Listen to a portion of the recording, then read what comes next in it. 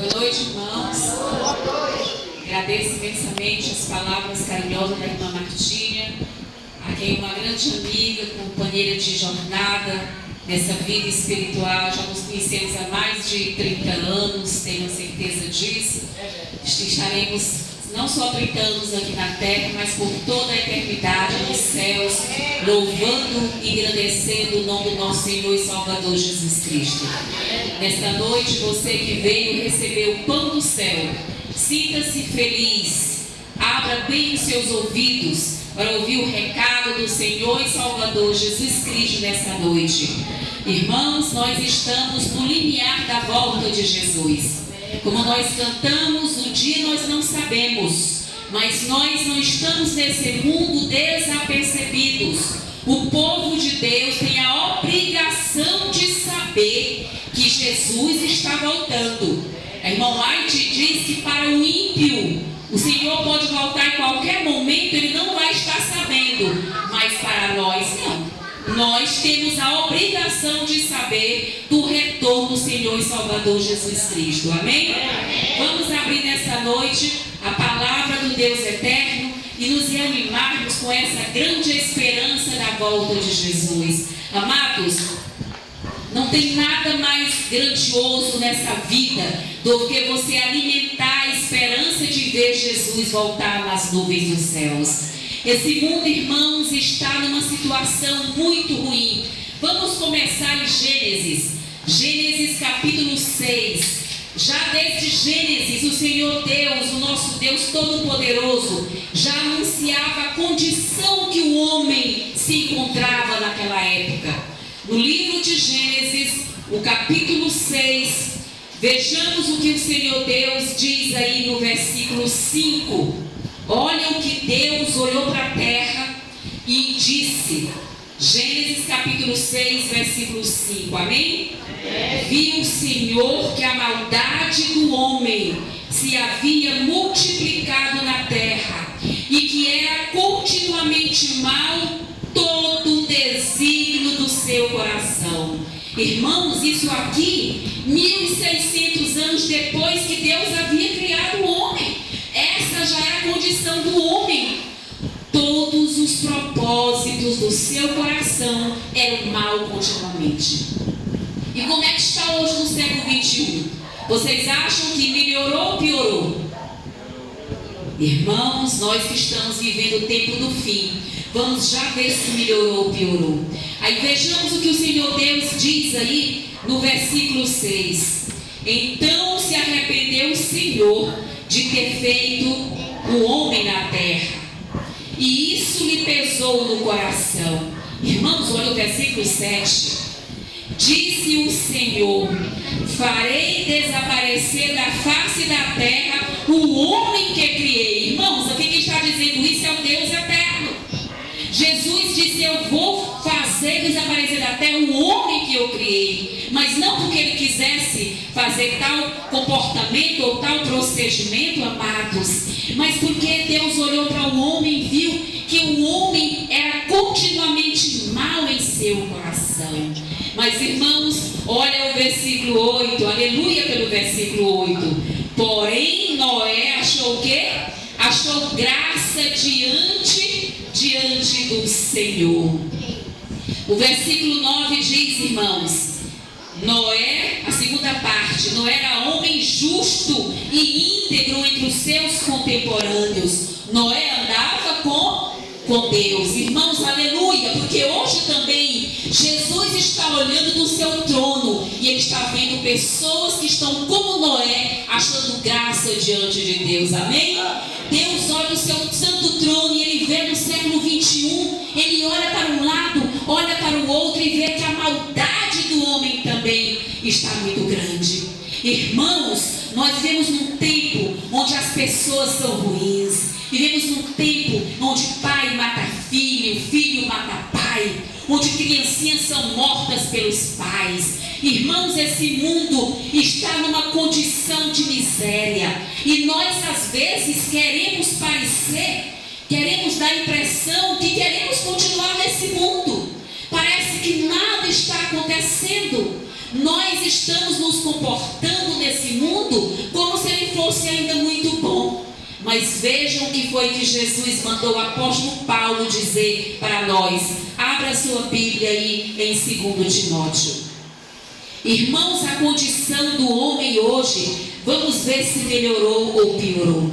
Vejamos o paralelo do século 21. Ali Deus falou antes do dilúvio. Deus disse: todo desígnio do coração do homem é mau.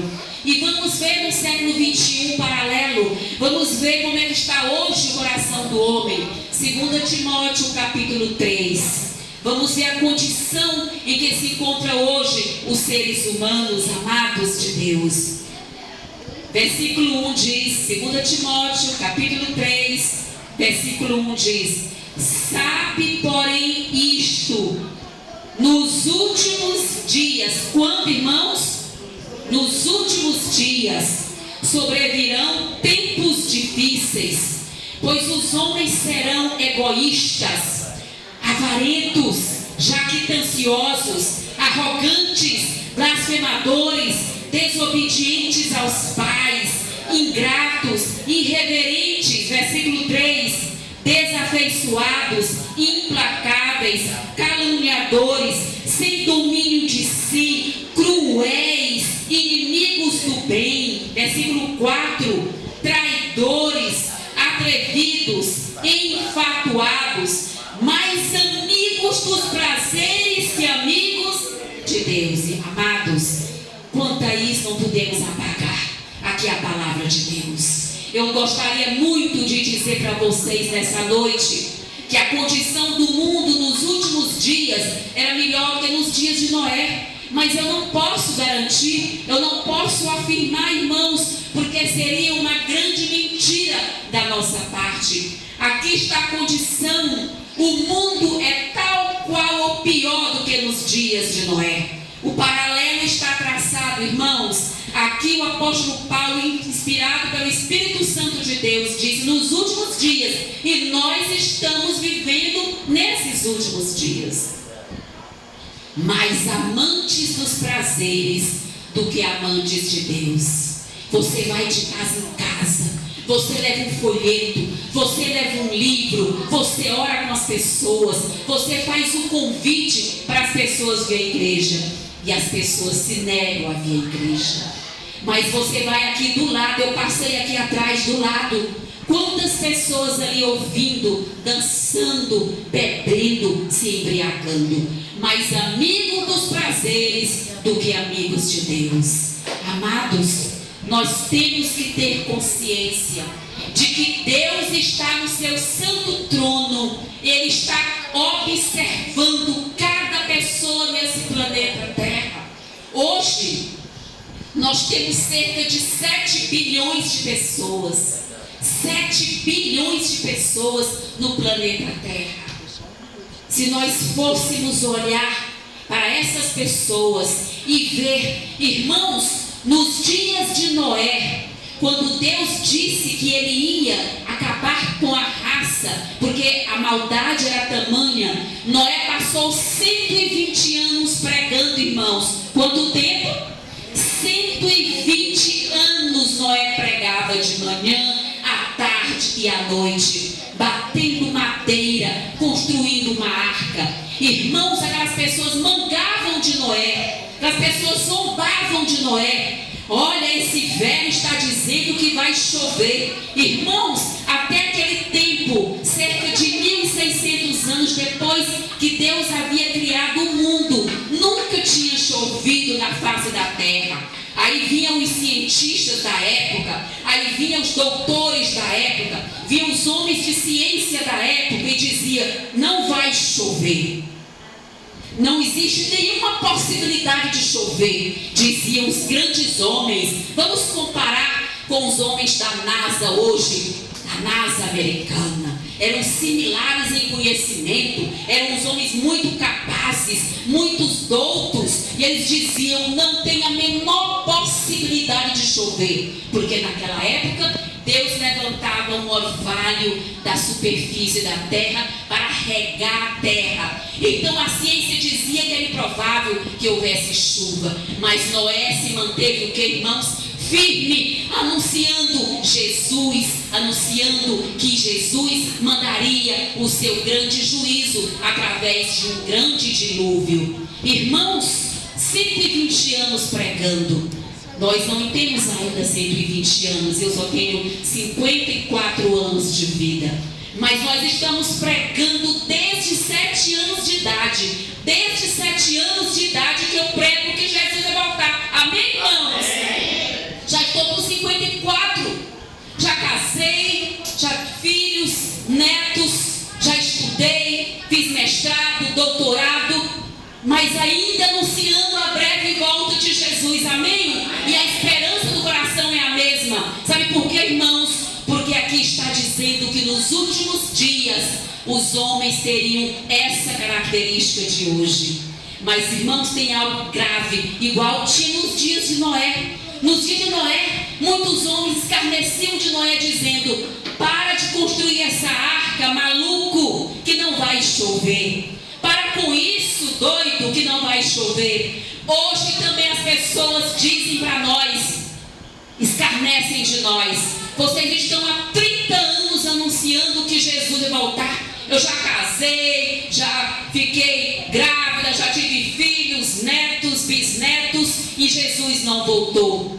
Mas a Bíblia previu até esse comportamento. Vai aí para 2 Pedro. Vamos ver, irmãos, a previsão desse comportamento também nos nossos dias. Amados, em nome de Jesus, não deixa a tua esperança esfriar. Mas nessa noite, você que está aqui ouvindo esse sermão, você que nunca veio nessa igreja, você que é amigo visitante, em nome de Jesus, ouça a palavra do Deus eterno. O livro de 2 Pedro, irmão, segunda carta, segunda epístola de Pedro, no capítulo 3, irmãos, o apóstolo Pedro vai dizer algo semelhante, irmãos. Olha o que o apóstolo Pedro vai dizer aqui. Vamos ler a partir do versículo 2, aí de 2 Pedro, irmãos. Diz assim: para que vos recordeis das palavras que anteriormente foram ditas pelos santos profetas, bem como do mandamento do Senhor e Salvador, ensinado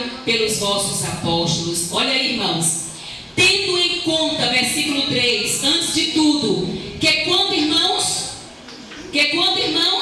Que nos últimos dias, irmãos, olha que coisa séria, virão escarnecedores com os seus escárnios, andando segundo as suas próprias paixões e dizendo: ué, onde está a promessa da sua vinda? Porque desde que os pais dormiram, todas as coisas permanecem como desde o princípio da criação. Amados, que coisa séria. Assim como escarneceram de Noé, dizendo: e aí, Noé? Nós podemos imaginar que muitos daqueles amigos de Noé ajudaram a bater ali na arca, construíram a arca, e ali ficaram que escarneceram de Noé. Irmãos, a prova mais forte para Noé, amado, sabe qual foi? Você pensa que quando Noé entrou na arca, você pensa que no outro mesmo dia começou a chover? Não, amados. Jesus chamou os animais para a arca. Naquela manhã, os animais ouviram a voz de Deus.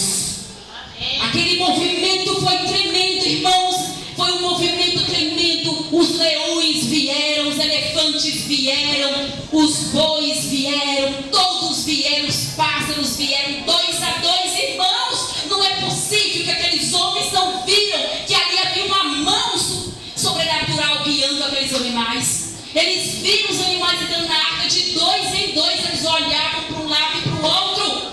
Irmãos, uma semana depois, o Senhor disse: Noé, entra na arca, tu e a tua família. E eu posso imaginar Noé em cima da arca, fazendo o último sermão, como eu estou fazendo aqui hoje. Para alguns de vocês, esse pode ser o último sermão.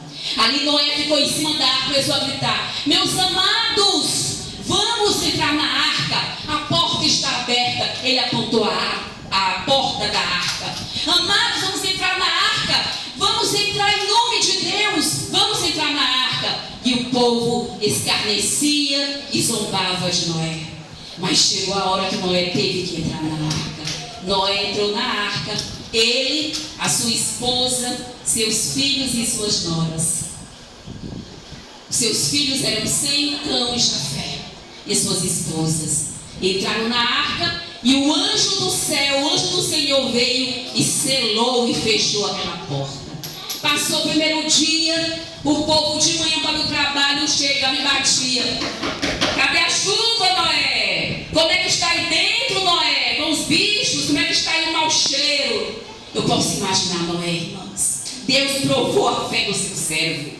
Noé ali dentro calado. Segundo dia, irmãos, o povo passando para o trabalho, a rotina continuava a mesma. As pessoas iam para o seu trabalho, voltavam do trabalho, compravam, vendiam, comiam, faziam tudo igual. Como é que está aí dentro, Noé? E Noé calado o segundo dia. Terceiro dia, as pessoas, eu não falei que não ia chover? Noé, sai daí de dentro, rapaz. Faz 3 dias que você está aí dentro. Sai dessa arca, rapaz. Cadê a chuva? Está tudo bonito. O dia está lindo, o sol está brilhando. E Noé ali dentro, irmãos. Eu posso imaginar Noé ali ajoelhado, porque Noé conhecia o seu Senhor, amém? Noé conhecia o seu Deus. Noé sabia o dia que a chuva começaria a cair. Quarto dia, o mesmo escárnio, a mesma zombaria. Quinto dia, o mesmo escárnio, as mesmas brincadeiras. E aí, crente, como vai, crente? Como é que está aí dentro, maluco? Sexto dia, o mesmo comportamento. Sétimo dia, o mesmo comportamento. Quando amanheceu o oitavo dia, o céu amanheceu diferente. Ué, que é isso? Umas nuvens negras no céu. Um vento soprava diferente. E Noé lá dentro sabia, porque ele confiava no Deus eterno. Aleluia, irmãos. Noé conhecia o seu Deus. Você tem que conhecer o seu Deus. Nós temos que conhecer o nosso Deus. Noé sabia que naquele dia haveria chuva.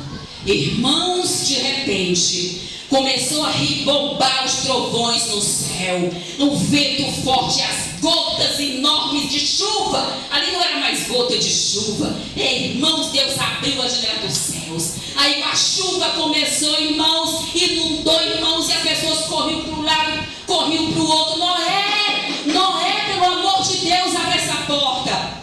Noé caladinho lá dentro, não disse uma palavra. Sabe por quê, irmãos? Porque passou o tempo de entregar o folheto, passou o tempo de fazer o convite, passou o tempo de visitar as pessoas e orar por elas e clamar: venham para a igreja, aceitem Jesus como seu Salvador. Havia passado o tempo, irmãos, a porta estava fechada, porque o anjo tinha fechado por fora. Irmãos, a chuva inundou, matou todos, cerca aí de... Alguns dizem que cerca de 14 bilhões de pessoas haviam naquela época. Muita gente mais do que hoje. Os homens viviam quase 800 anos. Imagina um homem de 1000 anos, quantos filhos ele pode produzir? 800 anos, 600 anos, 700 anos. Amados, eram muita gente, amados. E aí você pode dizer: e hoje? E o que foi que Jesus disse? E hoje? Vá para Mateus capítulo 24. Olha o que foi que o Salvador Jesus, quando esteve aqui, disse, amados, em nome de Jesus. O Senhor Deus disse aqui, Mateus 24, algo que assusta, algo para você acordar, para você se levantar, para você acreditar, para você dizer: ah, Senhor, para você sair dessa igreja hoje diferente do que você entrou aqui, para você sair daqui confiando nas promessas de Deus. Mateus capítulo 24. Olha o que foi que o nosso Senhor e Salvador Jesus Cristo diz aqui, irmãos. Mateus capítulo 24 foi o último sermão de Jesus nessa terra. Ele fez esse sermão aqui, leia em casa todos esses sermãos, mas olha o que ele diz aqui em Mateus capítulo 24. Olha o que o Senhor Deus quer avisar aqui para o seu povo. Amados, em nome de Jesus. Mateus 24, versículo 37. Amém? Mateus, leia a sua Bíblia, acompanhe para você acreditar. Mateus 24, 37 diz assim: pois assim como foi nos dias de Noé. Uau! Pois assim como foi nos dias de Noé, também será a vinda do Filho do Homem. Olha o 38, irmãos. Porquanto, assim como nos dias anteriores ao dilúvio, comiam e bebiam, casavam e davam-se em casamento, até o dia em que Noé entrou na arca, e não o quê? E não o perceberam, senão quando veio o dilúvio e levou quantos? E os levou a todos. Assim também será o que, irmãos? A vinda do Filho do Homem. E amados, em nome de Jesus, amado, aceita essa mensagem hoje. Não sai daqui sem dizer: Senhor, pode ser, Senhor, que eu não queira me entregar a minha vida em tuas mãos. Pode ser, Senhor, que eu duvide da tua palavra. Pode ser, Senhor, que eu ainda tenha muito que resolver na minha vida particular. Eu preciso resolver um casamento, eu tenho que resolver uma vida, uma casa, um débito, alguma coisa. Mas pede para Jesus fazer algo em tua vida, porque Jesus pode fazer tudo para salvar cada um de nós. Aliás, Jesus já salvou toda a humanidade, amém? Amém. Irmãos, toda a humanidade está salva, sabia disso? O sangue de Jesus salvou quantos? Salvou todos. Mas o sangue de Jesus não pode levar ninguém para o céu que a pessoa não queira ir. Jesus não arromba corações. Jesus, Ele é um Deus de amor, é verdade. Jesus é um Deus de bondade, é verdade. Jesus é um Deus que está, Ele com uma mão está convidando: vem, filho, vem, vinde a mim, aceita a minha mensagem. Porque, irmãos, muito em breve, a mesma porta que fechou no tempo de Noé, e a vida passou de 7 dias normal, eles não sabiam, mas o destino deles já estava o quê? Selado, traçado, decidido. A mesma coisa vai acontecer em nossos dias, quando Jesus se levantar do santuário e dizer: está feito. Você vai continuar a vida do mesmo jeito. Todo mundo indo para o shopping, passear, para o seu trabalho, para a sua universidade, para as praças. Você vai para a igreja e já terá decidido o seu destino, ou para a vida eterna, ou para a perdição e morte eterna. Amados, é uma mensagem dura, mas eu preciso pregar. Eu poderia vir aqui nesta noite e pregar outras questões, mas eu fiz através do poder do Deus Espírito Santo. Ele me inspirou que eu falasse do paralelo entre os dias de Noé e os dias que antecedem a volta de Jesus. Ele me mostrou, o Espírito Santo de Deus me mostrou que eu deveria mostrar o mesmo paralelo, a mesma coincidência, as questões idênticas, porque os homens estão cada vez piores.